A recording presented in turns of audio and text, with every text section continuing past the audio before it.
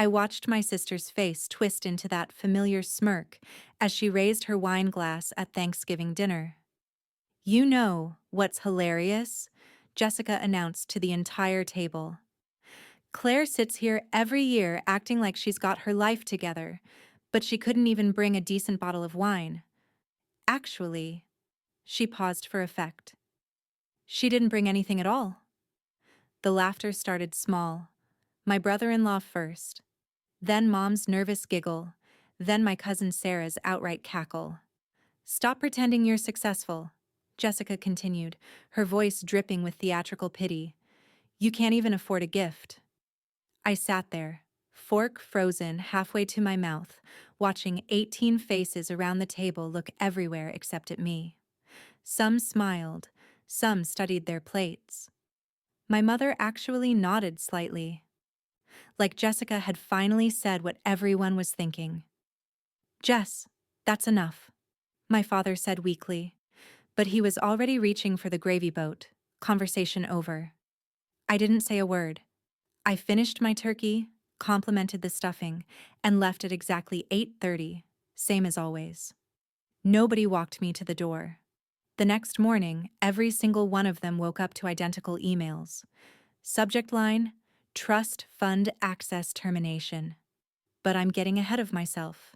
My name is Claire Morrison, and until yesterday, I was the family joke, the one who never married, the one with the cute little job at the nonprofit, the one who drove a 10-year-old Honda and wore the same black coat every winter, the disappointing daughter, the spinster sister, the charity case at family dinners. What they didn't know, what I made absolutely certain they never knew, was that I wasn't working at a nonprofit. I was running one. The Morrison Family Trust Foundation specifically. The private charitable fund my grandmother established in 1987, worth approximately $47 million. My grandmother, Helen Morrison, died when I was 23. I was her only grandchild who visited her every week during her final 5 years at Meadowbrook Care Facility. Not because of money, not because I knew about the trust, but because I actually liked her. We played cards. I read her mystery novels. She told me stories about growing up during the Depression, about building her investment portfolio from nothing, about watching her children turn into people she barely recognized. 3 weeks before she died, she called her lawyer to her bedside and changed everything. She left the house to my parents. She left token amounts to Jessica and my cousins, enough to feel included. But the trust, the actual fortune she'd built over 60 years, she left entirely to me, with one condition: I was to serve as the sole administrator, and I was authorized to distribute funds to family members at my complete discretion. "Make them prove they deserve it," she told me the day she signed the papers. "Make them show you who they really are first." I was 23 years old, suddenly controlling more money than I could comprehend, and I made a decision that would define the next 7 years of my life. I would give them everything they asked for, and I would tell them nothing. The lawyer, Richard Chen, thought I was insane. "You want to distribute funds anonymously?" he asked, reading over my instructions in his corner office. "Claire, you're entitled to full recognition. The trust explicitly names you as administrator." "I'm aware. I want every distribution processed through the foundation as an anonymous family trust disbursement.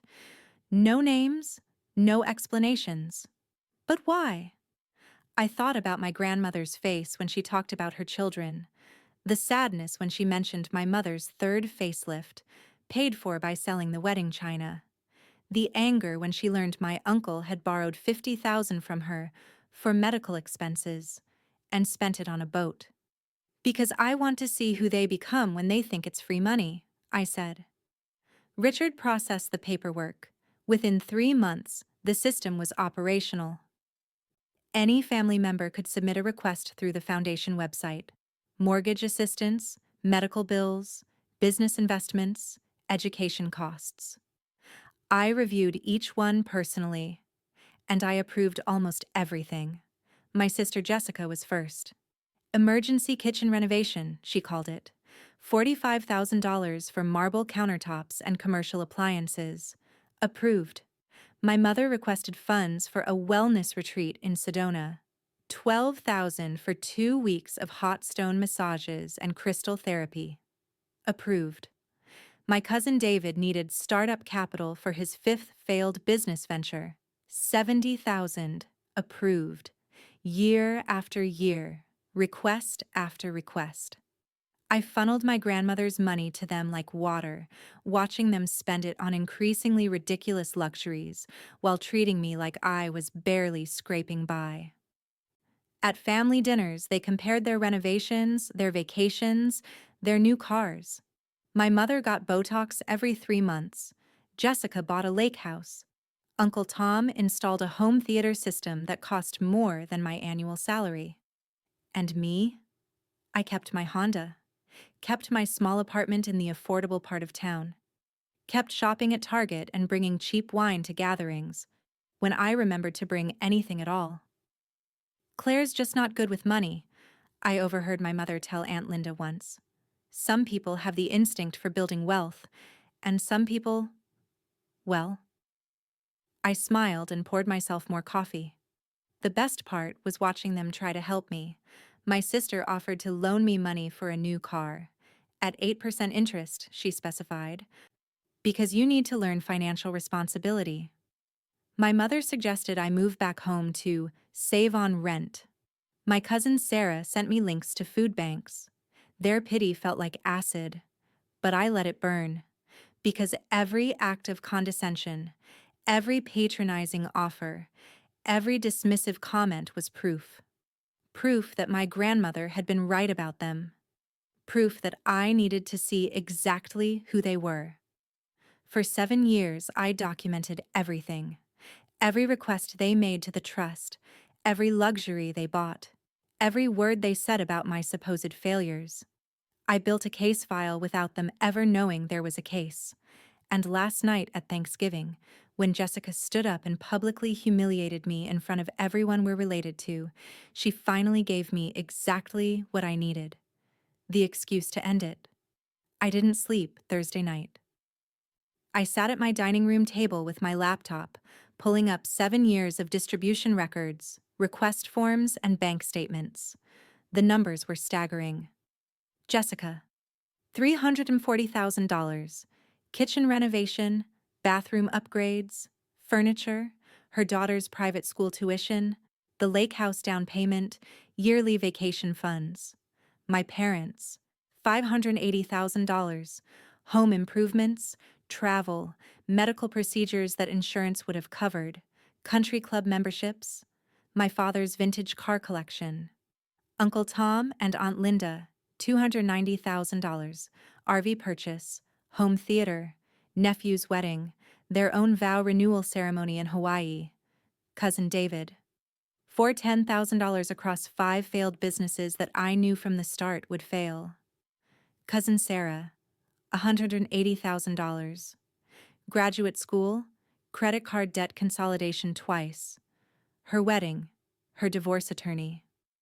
The list went on. 18 family members.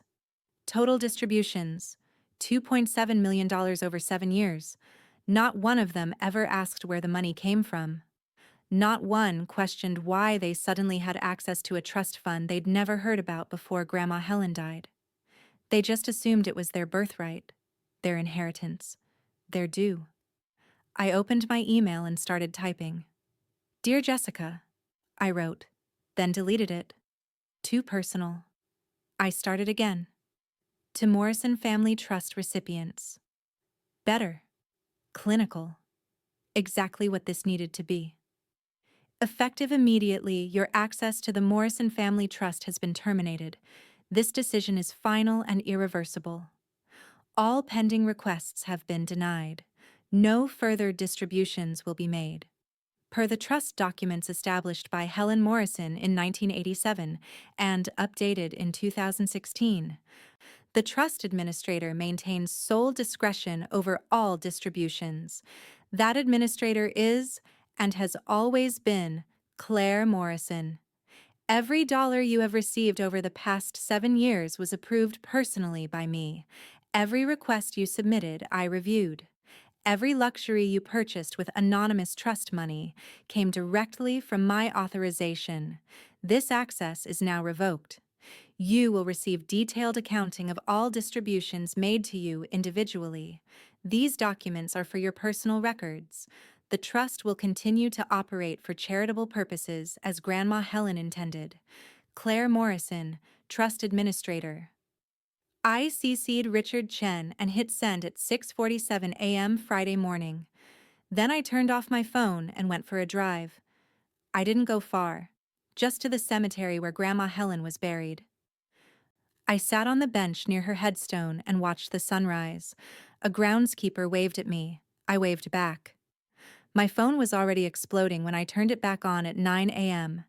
73 missed calls, 46 text messages. The family group chat had 200 plus unread messages.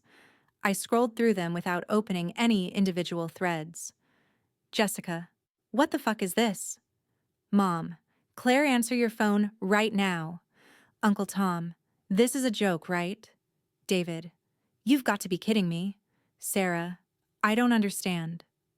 My father, the only one with a complete sentence. We need to talk about this immediately. This is clearly a mistake. Call me. Not one apology, not one acknowledgement of what Jessica had said the night before. Just anger that their money had been cut off. I poured myself coffee from the thermos I'd brought and settled in to read. The texts got more frantic as the morning progressed. Jessica, 9:34 a.m. Mom says you've been controlling the trust this whole time? Since when? Grandma left that to all of us. She hadn't. The will was public record. She could have checked any time in the last 7 years. Mom, 9:41 a.m. This is financial abuse, Claire. You can't just cut off family members without warning. We're getting a lawyer.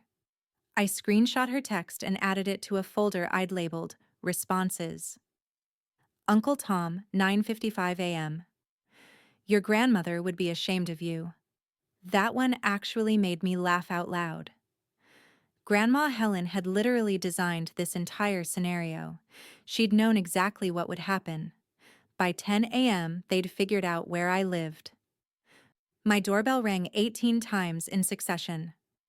I looked through the peephole and saw Jessica, my mother, and Aunt Linda clustered on my doorstep. Jessica was still in her pajamas. Claire, open this door, my mother shouted. We know you're in there. I sat on my couch and sipped my coffee. This is insane. Jessica pounded on the door.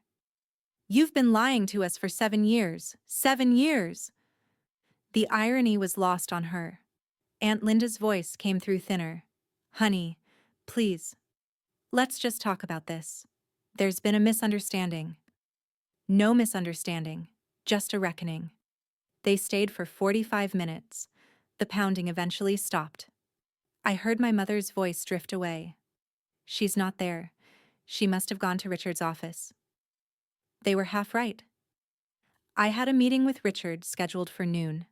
His office was downtown, 23rd floor with a view of the river. His assistant, Maria, gave me a sympathetic smile when I walked in. They've been calling all morning, she said quietly. He's prepared for quite a day. Richard stood when I entered his office, gesturing to the chair across from his desk. Your phone must be on fire. Turned it off an hour ago. Smart, I've had 12 calls already. Your mother threatened to sue. Your sister accused me of conspiracy. Your Uncle Tom said some things I won't repeat. And legally? Richard opened a file folder. Legally, you're completely protected. The trust document is ironclad. Helen specified that you have unilateral authority over all distributions. The language is explicit. The administrator may grant or deny any request for any reason or no reason, and such decisions are final and not subject to appeal or review. So they can't force me to restore their access. They cannot. They can sue, but they'll lose and waste money on legal fees in the process. More importantly, he slid a paper across to me. I had this drafted this morning. It's a formal statement we can release to any family members who threaten legal action.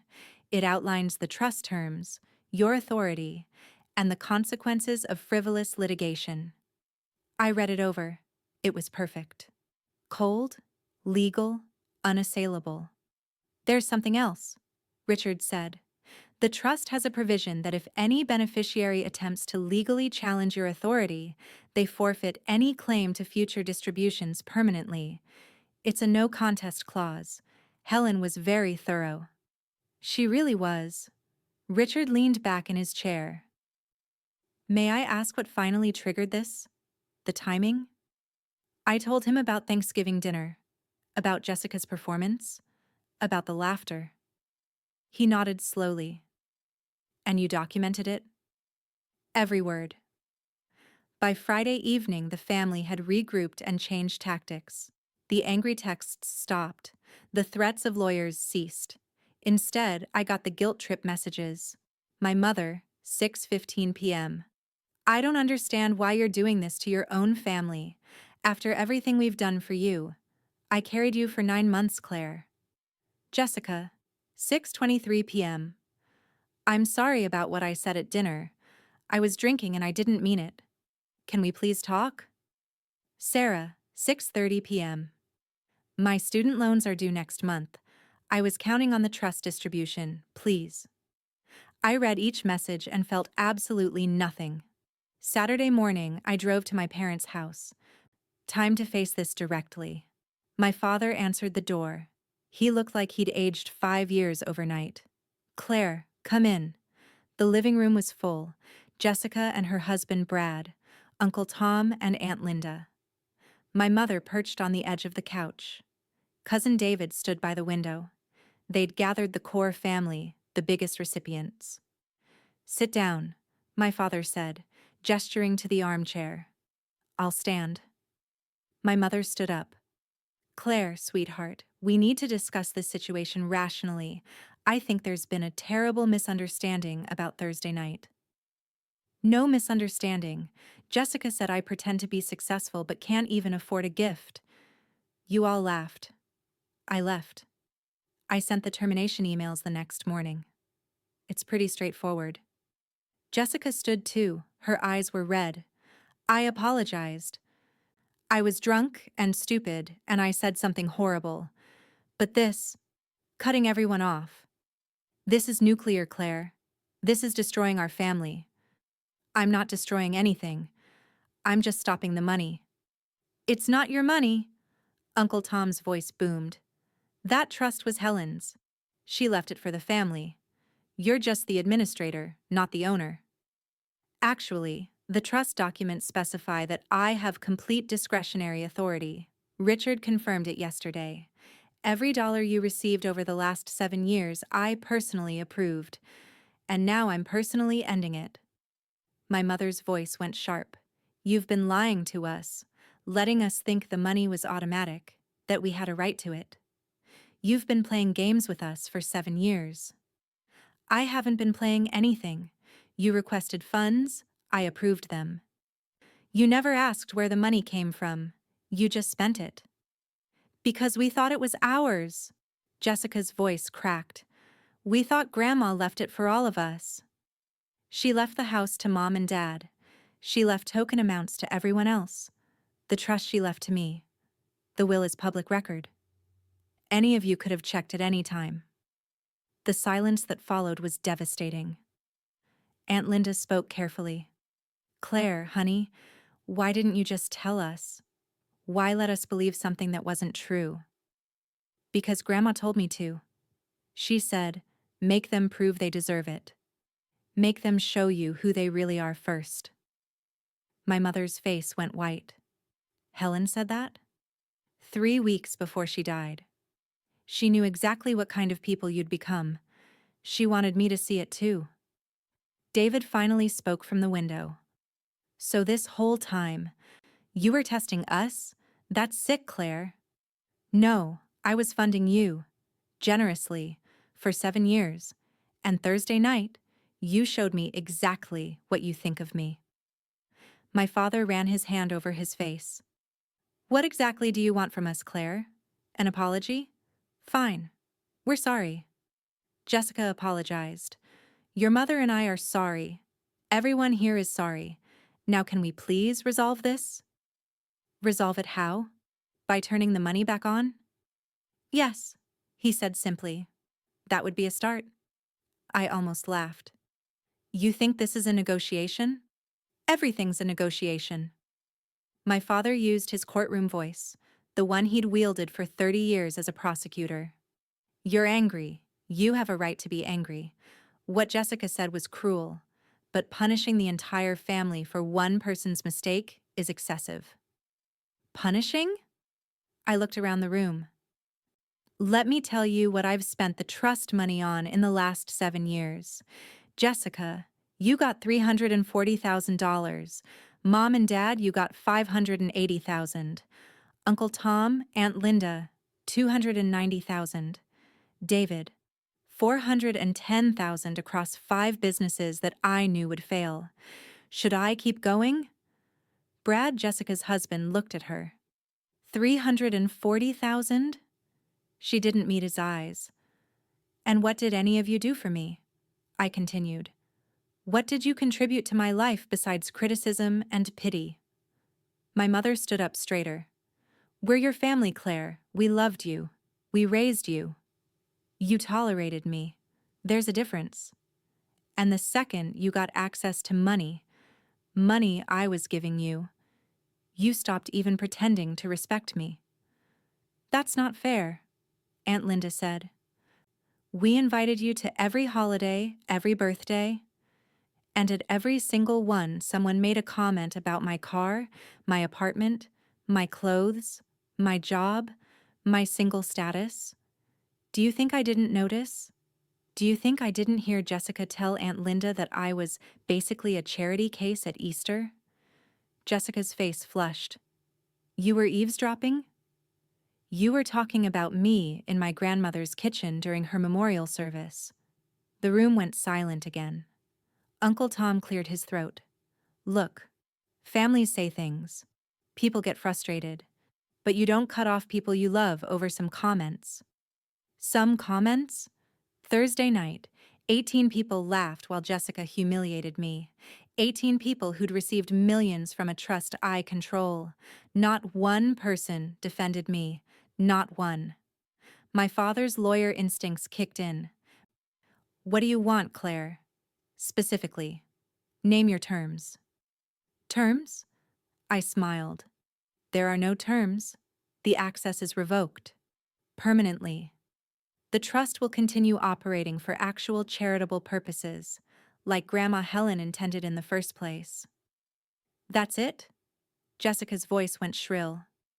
You're just done with us? I'm done funding you. You're welcome to maintain a relationship with me that doesn't involve money, if you can. My mother's eyes filled with tears. Finally, emotion. You're choosing money over family. No, Mom. You did that 7 years ago. You just didn't realize I was the one controlling it. I walked toward the door. My father stepped in front of me. Your grandmother would not have wanted this. I met his eyes. My grandmother set this up specifically so I could do exactly this. She knew you'd all show your true colors eventually. She just didn't live long enough to see it herself.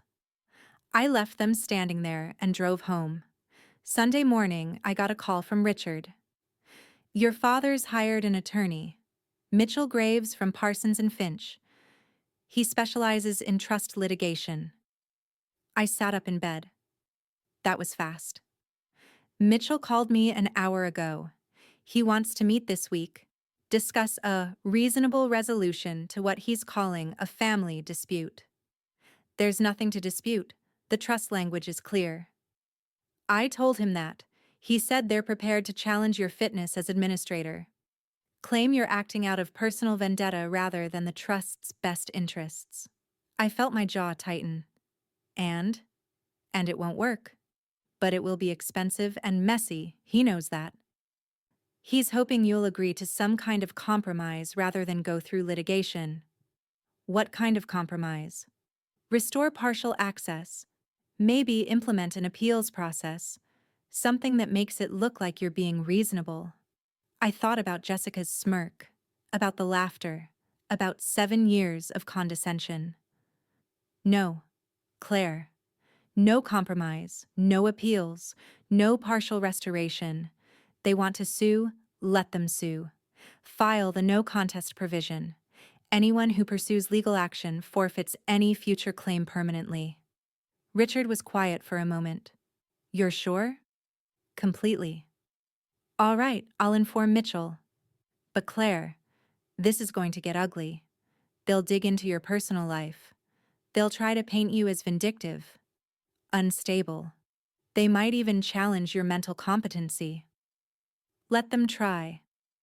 I've got 7 years of documented distributions and 0 complaints during the time the money was flowing. Hard to argue I'm incompetent when they were perfectly happy with my decisions until I stopped giving them cash. True. I'll draft our response. The lawsuit was filed Tuesday morning. I got the notification from Richard by email. Morrison et al. v. Claire Morrison, in her capacity as administrator of the Morrison Family Trust, 9 plaintiffs.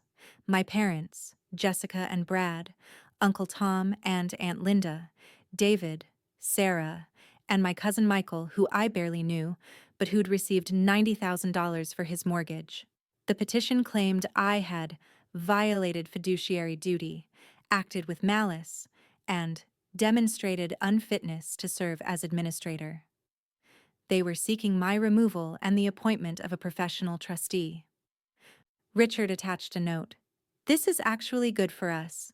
The more plaintiffs, the stronger our no contest argument.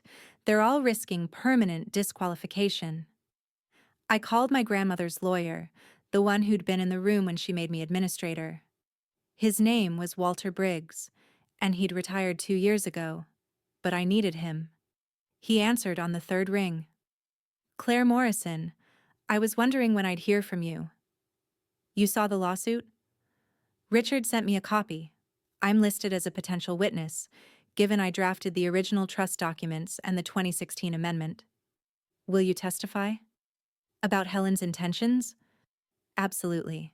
That woman knew exactly what she was doing. She told me explicitly she wanted you to have complete control because you were the only one who cared about her rather than her money. Can you document that? I have notes from every meeting, including the one where she told me to add the no contest clause specifically because she expected her children would try to challenge you eventually. I felt something release in my chest. Thank you, Walter. Thank Helen. She orchestrated this whole thing. The discovery phase was exactly as ugly as Richard predicted. My family's lawyer subpoenaed 7 years of my financial records, phone logs, emails, and text messages. They interviewed my coworkers. They tried to interview my ex-boyfriend from 3 years ago until his lawyer told them to back off. They were building a case that I was vindictive, secretive, and had isolated myself from the family intentionally to justify cutting off their funds. What they didn't expect was that I'd kept evidence too. Richard and I sat in his conference room Wednesday afternoon, organizing our defense. I'd brought 3 years of documentation, text messages, emails, recorded conversations from family gatherings where I'd documented their comments on my phone's voice memo app. This is comprehensive, Richard said, scrolling through the files on his laptop. Almost obsessively so. I knew this day would come eventually. Once I stopped giving them money, they'd turn on me. I wanted proof of who they really were. He pulled up a text exchange between Jessica and my mother from 2 years ago. Jessica, Claire's so clueless. She really thinks we don't talk about her financial situation. Mom, I know. It's sad, but at least she's happy at that little nonprofit job. Some people aren't meant for real success.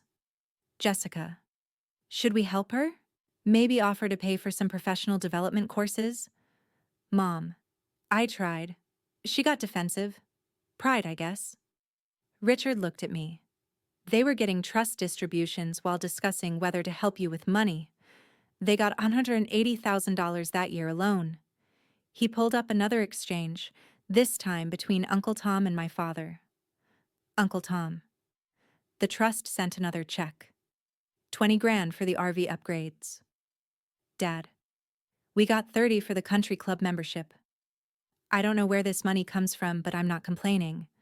Uncle Tom. Helen must have set up an incredible portfolio. Shame Claire didn't inherit any of that financial sense. Dad. Different skill sets. Claire's more of a, well, she's kind-hearted. That's valuable too. Kind-hearted, I repeated. That's what you call someone when you can't think of anything else positive to say. Richard had more. A group chat from last Christmas where 7 family members debated whether to buy me a gift card because she probably needs practical help more than a real present. A voice memo from Easter where Aunt Linda asked my mother if I was okay financially and suggested organizing a family fund to help me out. The irony is suffocating, Richard muttered. The best evidence came from Thanksgiving itself. I'd been wearing a small pin camera, originally bought to document deteriorating conditions at one of the nonprofits I actually did volunteer with. I'd forgotten I was wearing it. The footage was crystal clear. Jessica standing, raising her wine glass, the entire performance, the laughter. My mother's nod. My father's weak protest followed by immediate capitulation. This is gold, Richard said. You have video evidence of the precipitating incident. They can't claim you're exaggerating or being oversensitive. When's the deposition? Yours is scheduled for next Monday. Your father's is Tuesday. Jessica's is Wednesday. Walter Briggs is coming in Thursday. And the no contest motion? Filed yesterday. We're arguing that by pursuing this litigation, all 9 plaintiffs have forfeited any future claim to trust distributions, permanently. How long until we get a ruling? Judge Carmichael is fast. I'd say 2 weeks. I nodded. 2 weeks until I'd know if my grandmother's plan would hold. My deposition lasted 6 hours. Mitchell Graves was exactly what I expected. Silver-haired, expensive suit, practiced expressions of concern. Ms. Morrison, would you say you have a good relationship with your family? I have the relationship they created. Could you elaborate? They treated me like a failure while secretly living off money I gave them. That's the relationship we have. Mitchell's assistant was taking notes. He continued, Isn't it true that you deliberately concealed your role as trust administrator? The trust documents don't require me to disclose my role. I chose not to. Why? My grandmother asked me to observe how they behaved before they knew I controlled the money. I honored her wishes. That seems deceptive. It seems strategic.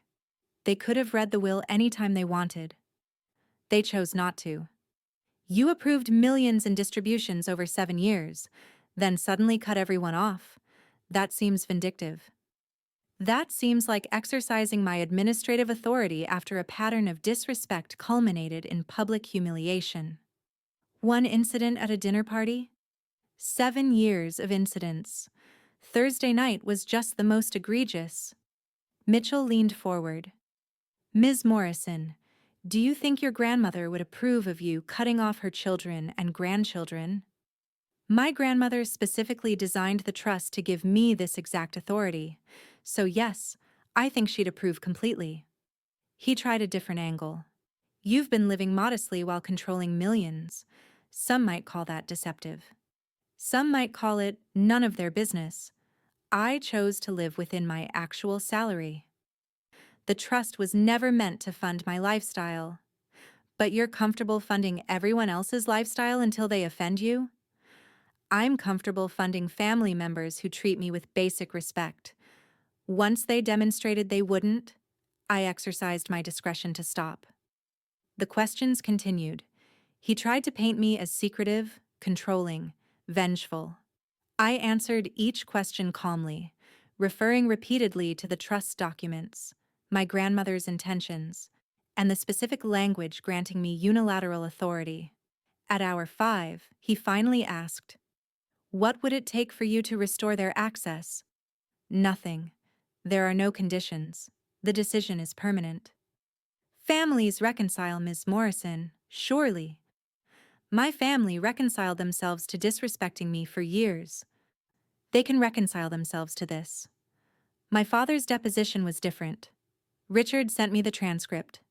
Mitchell asked him about Thursday's dinner. "What exactly did your daughter Jessica say?" "I don't recall the specific words." "You don't recall your daughter publicly stating that Claire couldn't afford to bring a gift?" Long pause in the transcript. Then, "It was meant as a joke." "Did Claire laugh?" "No." "Did you defend her?" Another pause. "I asked Jessica to stop." "And then?" "We continued dinner." "You continued dinner while your daughter sat there having been humiliated in front of the entire family?" "It wasn't as dramatic as you're making it sound." "We have video footage, Mr. Morrison, from Claire's perspective. Would you like to see it?" The transcript noted, "Witness declines." Jessica's deposition was worse. She admitted to making the comments. She admitted she'd received over $300,000 in distributions. She admitted she never asked where the money came from. Then Mitchell asked, "Why do you think your sister never told you she controlled the trust?" Jessica's answer, typed clearly in the transcript, "Because she's spiteful. She wanted to have power over us. She probably planned this from the beginning." Richard highlighted that section. "She's making our case for us." "How?" "She's proving she saw you as someone to have power over. She's admitting the dynamic was about control, not family." Walter Briggs testified on Thursday. At 78 years old, he walked into the conference room with perfect posture and a leather portfolio that had probably been with him since the 1970s. Mitchell started professionally. "Mr. Briggs, you drafted the Morrison Family Trust documents?" "I did. The original in 1987, and the significant amendment in 2016. "Can you describe Helen Morrison's intentions in creating the trust?" "Helen wanted to ensure her wealth went to charitable causes and family members who deserve support." She was very specific about that word. Deserved. "And in 2016, she made Claire the sole administrator?" "Correct." "Why?" Walter opened his portfolio and pulled out handwritten notes. "May I read from my contemporaneous meeting notes?" "Please." Walter adjusted his glasses. September 14, 2016. Helen Morrison stated, "My children have become entitled. They see my money as theirs already. They visit me because they're waiting for me to die. Only Claire comes because she actually wants to see me. I'm giving her complete control because I trust her judgment and because I want her to see who they really are when they think the money is free." The room went silent. Mitchell recovered. Mrs. Morrison was 91 years old at that time. Was her mental state? Her mental state was impeccable. I had her evaluated by 2 independent physicians as standard practice for significant trust amendments. Both certified her fully competent. She was sharp until the day she died. Did she express any concerns about how Claire might use this authority? Yes. She was concerned Claire might be too generous. She told me, "Claire has a soft heart. I'm worried she'll give them everything, and they'll never appreciate it." She made me add the no contest clause specifically because she predicted her other children would eventually challenge Claire's authority once the money stopped. Mitchell shuffled papers. This seems like an unusual level of planning for family conflict. Helen was a brilliant woman who built a fortune from nothing. She understood human nature. She knew exactly what would happen.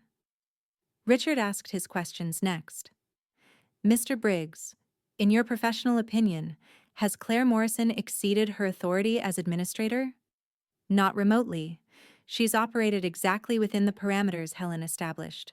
Arguably, she was more generous than Helen intended." "And the decision to terminate distributions?" "Completely within her discretion." The trust language is unambiguous. The administrator may grant or deny any request for any reason or no reason, and such decisions are final. Claire's decision to stop funding family members who disrespected her is textbook appropriate use of discretionary authority. The ruling came down 2 weeks later. Judge Carmichael's written opinion was 19 pages. The key paragraph appeared on page 12. The court finds that Claire Morrison has acted entirely within her authority as trust administrator. The trust documents provide explicit, unambiguous discretionary power. The plaintiff's claims of breach of fiduciary duty are without merit. Further, the court enforces the no contest provision.